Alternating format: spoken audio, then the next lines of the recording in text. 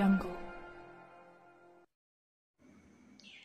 मिरजेत एकावर कोयत्याने हल्ला, तरुण गंभीर जखमी, 4 आरोपीवर गुन्हा दाखल. मिरज शहरातील अमर टॉकीज समोरील रस्त्यावर सायंकाळी 6:30च्या सुमारास एका तरुणावर कोयत्याने हल्ला करून गंभीर जखमी केल्याची धक्कादायक घटना घडली आहे.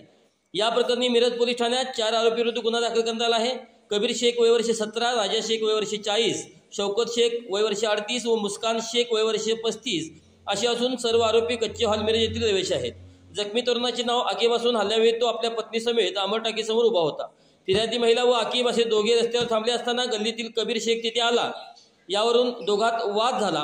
कबीर यांनी अश्लील शिवाय केली. त्यानंतर फिर्यादीने कानशिलात मारल्यावर इतर आरोपी राजा, शौकत आणि मुस्कान यांनी मिळून फिर्यादीवर आणि तिच्या पतीवर हल्ला चढवला.